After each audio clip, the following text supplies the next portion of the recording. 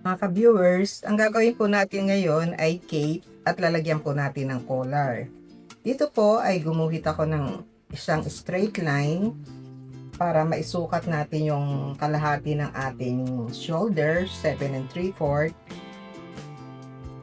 at yung ating back neckline, ang kalahati po ay 3 and a half. Mula po dito sa dulo ng ating shoulder ay mag-down lang po tayo ng 2 inches para ito po ang ating gagawing back shoulder. At sa atin naman pong back neckline, mula po rito sa center ay mag-down po tayo ng 1/2 inch at saka po natin i-connect curve po natin.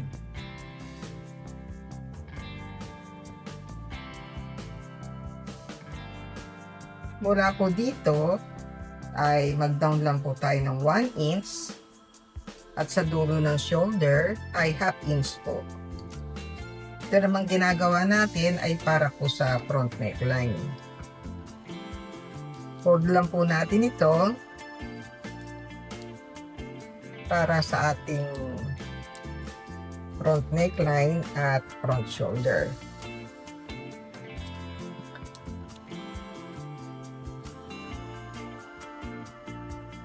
Hindi na po natin kukunin yung iba pang sukat dahil ang importante lang po ay makuha natin yung ating shoulder at ang ating neckline.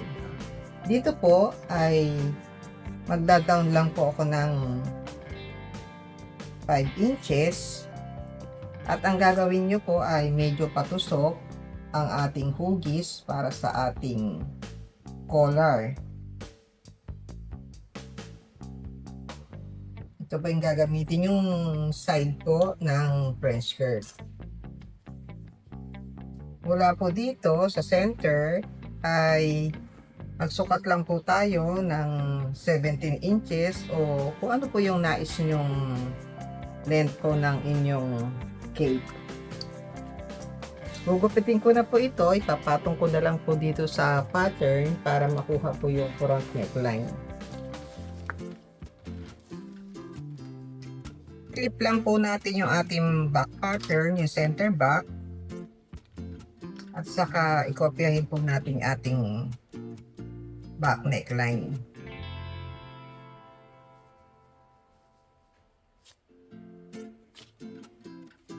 Ito po ay mag-down lang tayo ng 1 inch mula dun sa pinakadulo ng ating front, back shoulder. Doon natin itapat yung ating front shoulder, yung dulo po. Dahil hindi naman po ganun kaluwag yung ating gagawing cape. At saka po natin kopyahin yung ating front neckline.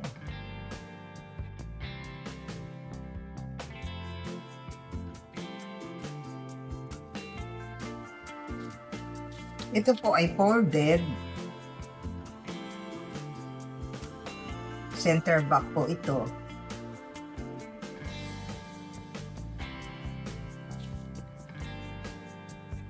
At straight line po yung ating selvage po rito. Dito po ay pabayas. Ngayon, yung length po ninyo ng ating cape po ay ang gagawin ko po rito ay 17 inches. Sa inyo po yun kung ano po ang nais nyo pong length ng inyong cape. Mula po dito sa linya po ng ating neckline ay susukat lang po natin paikot yung 17 inches po.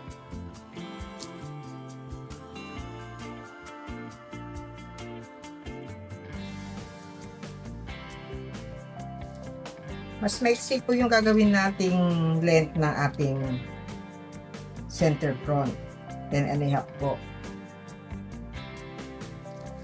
Skwalahin lang po natin dito sa pinaka center front, dito po sa lalim.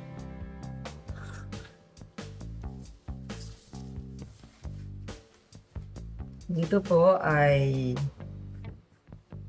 i-sketch po muna natin na pag ganon.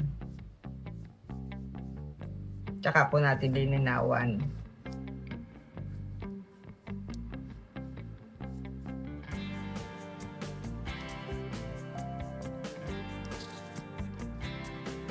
Ito na po yung ating center front. Gupitin po natin to para naman sa ating paggawa po ng collar.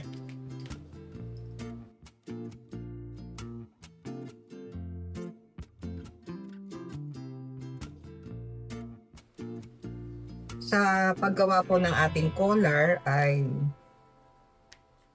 ibabahagi po namin yung simpleng pamamaraan po ng paggawa po namin ito.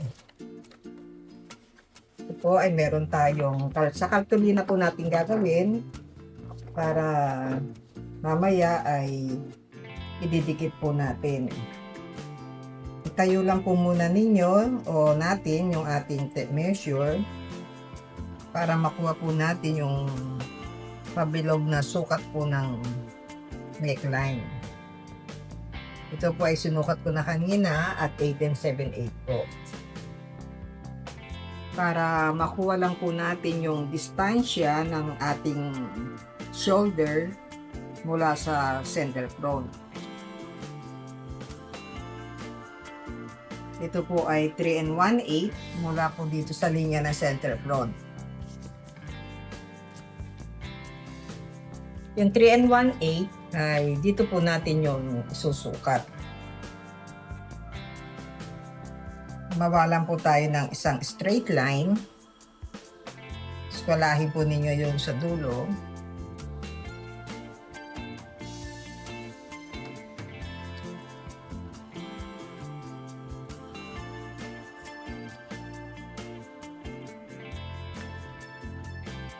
Sukat lang po natin yung 3 1/8.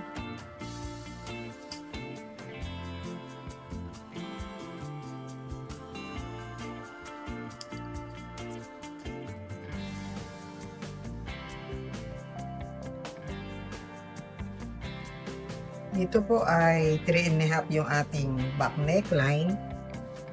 Kaya dito po tayo mag-umpisang magtaas po ng ating paikot na curve po para sa ating collar. Bangkito po muna yung ating uunahin gawin.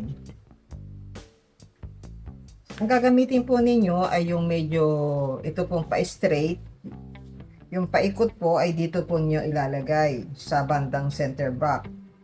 Dahil ito po yung shape na kinukuha po natin.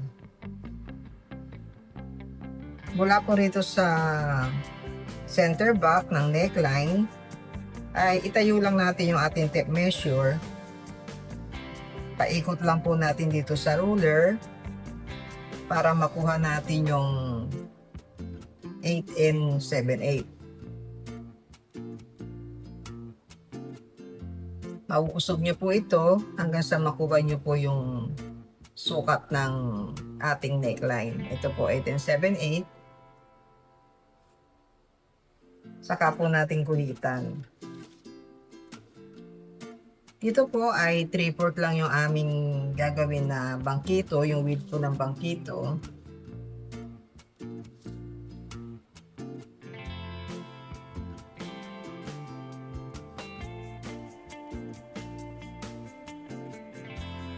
Pagdating po dito sa center back, ay gagawin po nating 7/8.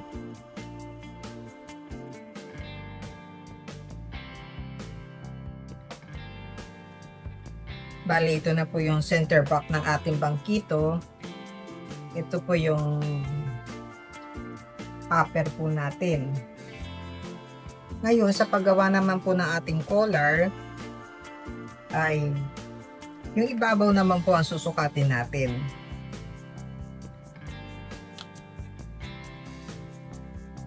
Itayo lang po natin yung ating tape measure para makuha natin yung ating bilog ng ating bangkito. Ito po ay 8 inches. Mula po dito sa dulo ay sumukat tayo ng 1 inch pataas. Ito po ay sarili naming pamamaraan na sinishare po namin sa inyo. Ngayon, saka po natin to ibibilog para dito sa ating neckline. Mula po dito sa binilog po natin ay susukatin natin ngayon yung 8 inches.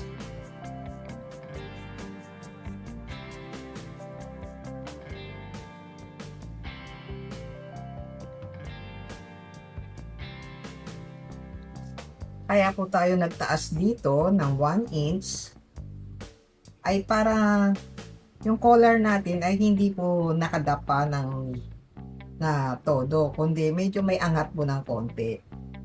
At dito po ay skwalahin lang po natin mula po dito, nakaiskwala yung ating ruler. Sumukat po tayo ng 2 inches, yun po yung lapad ng ating collar. At dito po ay magdagdag tayo ng 1/4. Ito na po yung sa collar po natin na harapan. Dito po ay 1.5 lang yung ating gagawin sa likuran.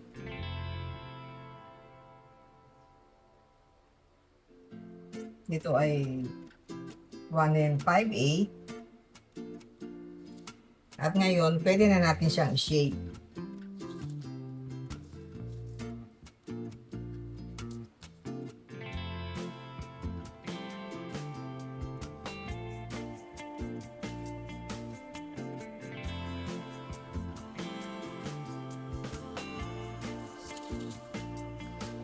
Fold lang po natin itong ating cartolina para yung isa ay para sa bangkito at yung isa naman po ay para sa collar.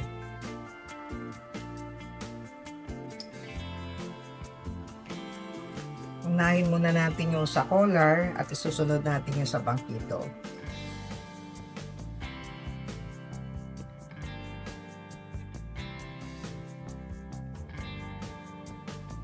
Hintayin lang natin dahil babawasan pa po natin itong center back po natin.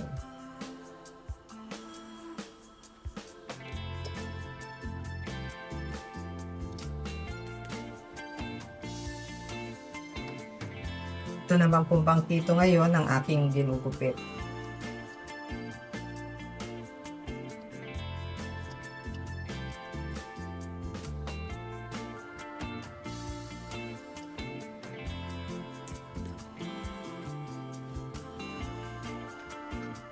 Tingnan natin sa folded para pagdikit po natin ay ipoforma natin yung ating collar.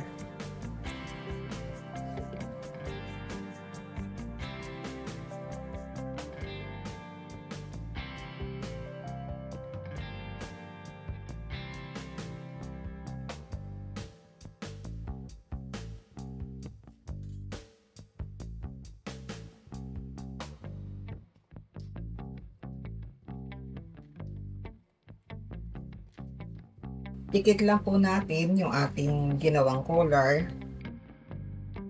Ito po yung ating bangkito. Ito po yung upper. At ito po yung ibabaw din ng ating collar.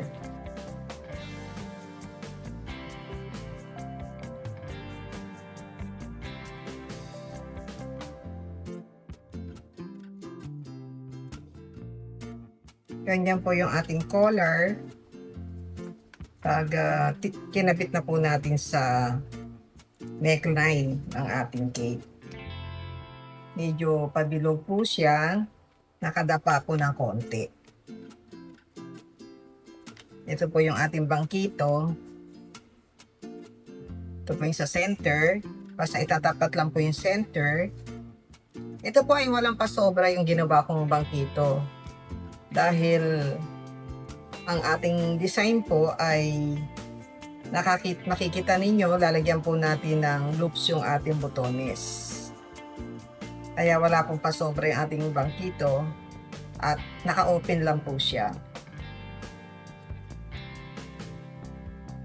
Pwede na po tayong mag-layout ngayon sa tela. Nilatag ko na po yung ating pattern sa tela. Ito pong folded ay dito rin po sa folded natin ilalagay yung ating fabric, yung ating pattern. Ito po ay hindi pa natin to ititrace sa tela, gayon din tong bangkito, yung ating collar at bangkito, dahil gagamit po tayo ng interlining o yung fusible na pilon. Kailangan i-plancha muna natin dito sa ating tela para hindi po magalaw at maging maganda po yung kakalabasan ng ating collar. Itong sukat ng ating tela ay sobra pa po ito sa 1 yard. Kaya maaari nyo pong iusog pa yung tela rito at ihaba nyo na lang dito yung collar po ninyo. Ititrace ko lang po ito at dito pala, importante po ito na ilagyan nyo lang po i-mark nyo lang po yung pinaka neckline. Ito po, pati itong sa shoulder. Pero wag nyo munang gugupitin dahil tatahian po natin to ng isang tahi sa makina para hindi po magalaw yung ating neckline. Gayon din po dito sa ating center front ay lalagyan natin to ng kapiraso na 1/4 na fusible na pilon. Ito po lalagyan po natin para hindi po umaalon-alon at hindi masayaw. Tetrace ko lang po ito, lalagyan ko rin po ng mga allowance bago ko po gupitin. Unahin po muna nating gawin o prepare itong ating pong collar. Nilagyan ko po ito ng fusible na pilon, magkabila po. Ganyan din po itong bangkito. Sa bangkito po, yung pinaka-ibabaw ay itahian natin to ng isang pasada para mamaya hindi tayo mahirap na tahiin sa pag-top stitch po.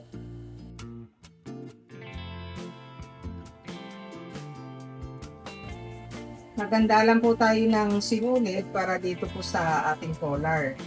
Mamaya iipitan po natin to ng sinulid.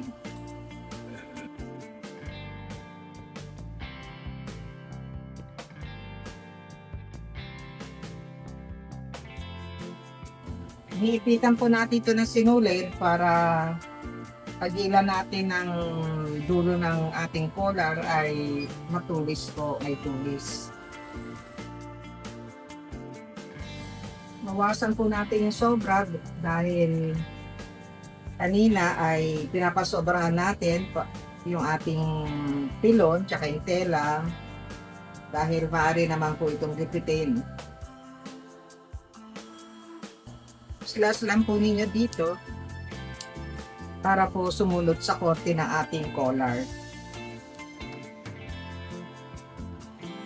Dito po ay magbawas po tayo dito sa pinaka corner ng ating collar, magkabila po. Tupilang natin sa likod yung ating collar, yung pinaka allowance. Saka po natin baliktarin. Ulahin po natin sinulid para po magkaroon ng tulis. Gayon din po sa kabila rin ng ating dulo ng collar. Tupiin nyo po dito sa likod yung allowance.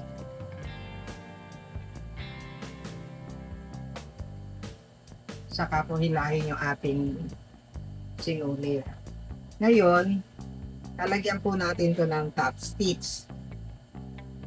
Yung paglagay natin ng top stitch ay dito po natin gagawin sa likuran. Patingyan po natin ng 1/16. Dito po sa gilid, pinakagilid po nito.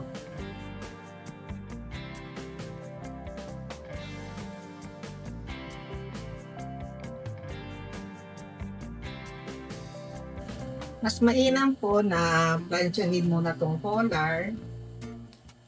Gayon din po itong bangkito. Ito po. Paplansyahin po ito ng nakafold. Susundan lang po natin yung ating tahi na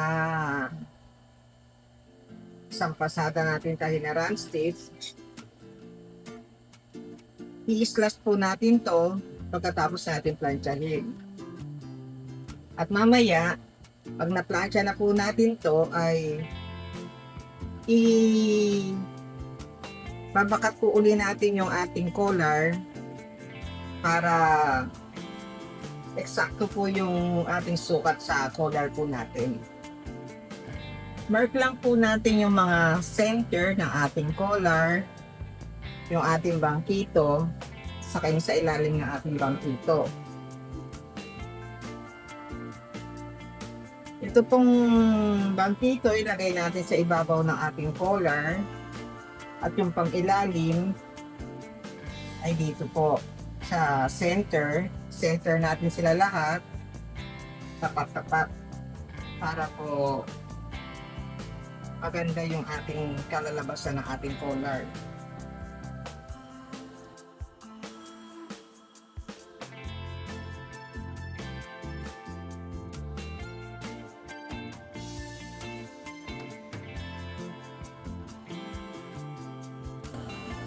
Ito po ay islas natin.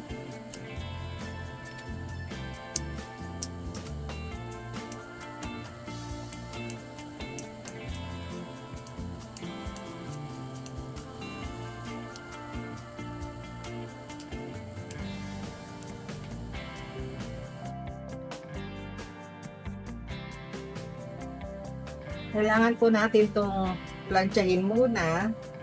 At pag na-plancha na po natin ay maglalagay tayo ng, ito po meron na kaming mark dito pero pwede nyo pong lagyan uli at maglalagay po tayo ng sewing allowance dito para magupit na po natin itong sobra.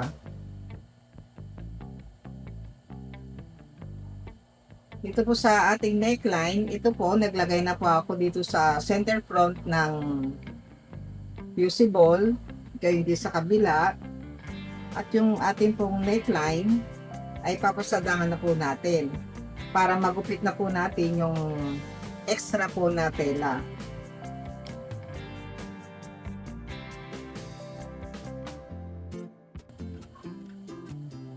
Natabasin ko lang po itong sobrang tela, gayon din po dito. Gugupitin ko na po ito, saka po natin ipofold ito mamaya. Kapag na-plancha nyo na po, kunin nyo po yung pinaka-center ng ating collar. Gayon din po yung center ng ating neckline. Ito po ay pinalansya ko na yung pilon. Pinold ko po ito para dito sa ating loops ng botones. Kasadahan po muna natin to, saka po natin to i-fold.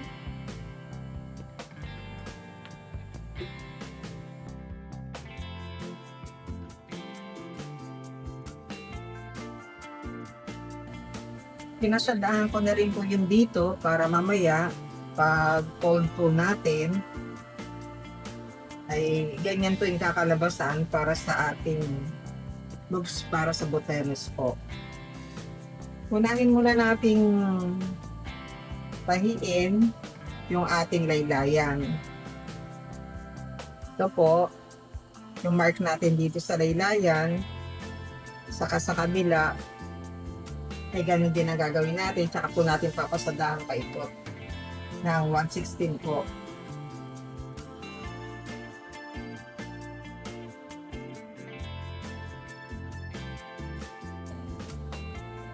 Double check po muna natin kung pantay dahil maaari pa po natin itong i-adjust.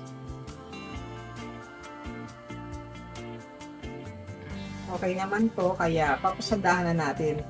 Pag pinasadahan natin ay lumayo muna tayo dito ng kaunti.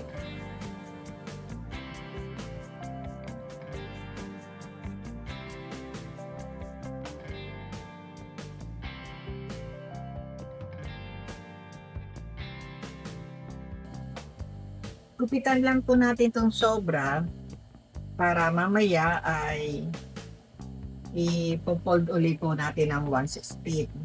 Tupitin po ito. Ngayon, kung sanay po naman kayo sa paggamit ng pressure pot na dilyo, ay maaari nyo po yung gamitin.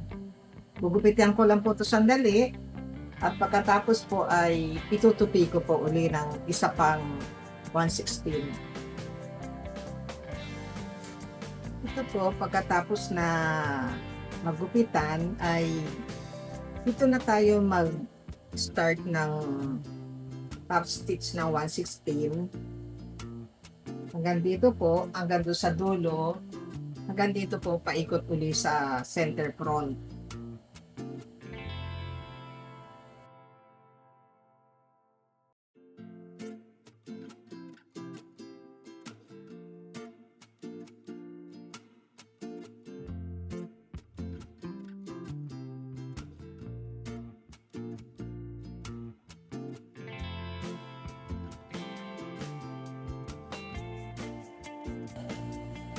Sa pagkabit naman po ng collar natin ay tapat lang po natin dito sa center back yung ating collar, yung center ng ating collar. Kabit lang po natin dito. Ito po yung front ng fabric po natin. Yung right side. Ito po, pin lang po natin dito, paikot. Hanggang sa dulo, sa kabilang dulo po.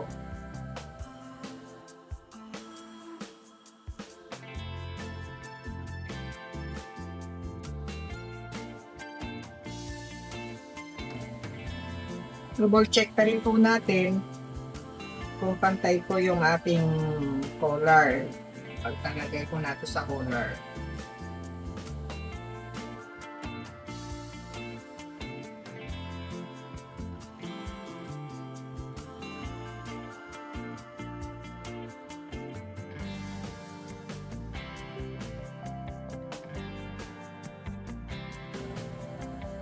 Pwede na po natin itong i-top stitch. Pwede nyo rin itong lagyan po ng pin. Ito po, lagyan natin yung pin yung center.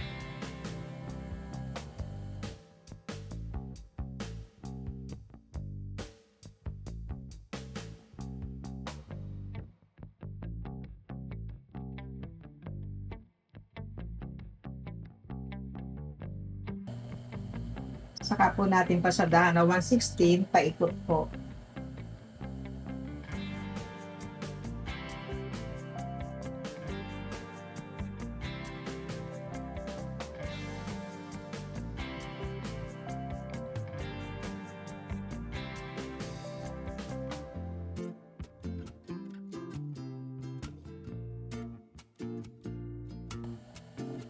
Ngayon, lalagyan po natin ito ng